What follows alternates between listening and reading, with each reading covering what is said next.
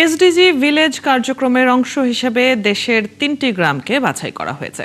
এই উদ্যোগের সাফল্যের ভিত্তিতে দেশের অন্য গ্রামেও এই মডেল বাস্তবায়ন করা হবে বলে জানিয়েছেন প্রধানমন্ত্রী তারেক রহমান। তিনি বলেন, ১.৫ যুগেরও বেশি সময়ের ফ্যাসিবাদ শাসনে দেশ যে পরিমাণ ঋণ ও আমদানি নির্ভর হয়েছে তা পুনর্গঠনে কাজ করছে বিএনপি সরকার।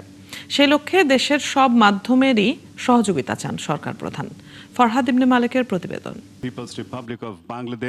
জাতিসংঘের টেকসই উন্নয়নের লক্ষ্যমাত্রা এসডিজি বাস্তবায়নের লক্ষ্যে জাতীয় এই সম্মেলনের আয়োজন করা হয় বাংলাদেশ চীন মৈত্রী সম্মেলন কেন্দ্রে। বোচাগঞ্জ উপজেলার নাফানগর গ্রাম ৩টির সঙ্গে উদ্বোধনী অনুষ্ঠানে যোগ দিয়ে রাঙামাটির কাপ্তাই উপজেলার মিতিঙ্গাছড়ি, খুলনার দাকব উপজেলার পানখালী এবং দিনাজপুরের বোচাগঞ্জ উপজেলার নাফানগর নামে ৩টি গ্রামকে এসডিজি পাইলট মডেলে যুক্ত করেন প্রধানমন্ত্রী। রাঙামাটি জেলার জেলা ও উপজেলা পর্যায়ের কর্মকর্তা বক্তব্যে প্রধানমন্ত্রী জানান, ১.৫ যুগের বেশি সময়ের শাসনে দেশ যে পরিমাণ ঋণ ও আমদানি নির্ভর হয়েছে তা পুনর্গঠনে কাজ করছে বিএনপি সরকার।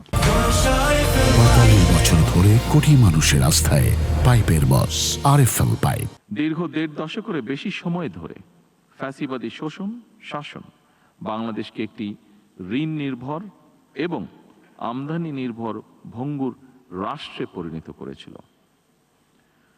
শিক্ষা, স্বাস্থ্য, পরিবেশ সহ সকল ক্ষেত্রে ভঙ্গুর এই রাষ্ট্রটি এবার পুনর্গঠনের পালা। তিনি বলেন, যে ৩টি গ্রামকে এসডিজি পাইলট প্রকল্পে যুক্ত করা হয়েছে তার সফলতার ভিত্তিতে পর্যায়ক্রমে সব গ্রামকেই এই প্রকল্পের আওতায় আনা হবে। ৩টি গ্রামকে এসডিজি স্থায়ীকরণের একটি পাইলট মডেল হিসেবে প্রাথমিকভাবে বাছাই করা হয়েছে। এই উদ্যোগের সাফল্যের ভিত্তিতে ভবিষ্যতে সারা দেশের অন্যান্য গ্রামেও এই মডেল সম্প্রসারিত করার পরিকল্পনা রয়েছে সরকারের। তার আশা, এই প্রকল্প বর্তমান সরকারের নির্বাচনী অঙ্গীকারকে একটি আন্তর্জাতিক স্বীকৃত ডেভেলপমেন্ট মডেল হিসেবে তুলে ধরার দৃষ্টান্তমূলক প্ল্যাটফর্ম হিসেবে গড়ে উঠবে। এসডিজি ভিলেজ বর্তমান সরকারের নির্বাচনী অঙ্গীকারকে একটি আন্তর্জাতিকভাবে স্বীকৃত ডেভেলপমেন্ট মডেল হিসেবে বিশ্বের সামনে তুলে ধরার একটি দৃষ্টান্তমূলক প্ল্যাটফর্ম হিসেবে গড়ে উঠবে। এজন্য গণতান্ত্রিক, মানবিক ও কল্যাণ রাষ্ট্র প্রতিষ্ঠার লক্ষ্যে সবাইকে একসাথে কাজ করার আহ্বানও জানান প্রধানমন্ত্রী তারেক রহমান। একটি গণতান্ত্রিক রাষ্ট্র যেখানে থাকবে অবাধ নির্বাচন, আইনি শাসন এবং প্রাতিষ্ঠানিক জবাবদিহিতা। ফরহাদ ইবনে মালেক, ৭১, ঢাকা।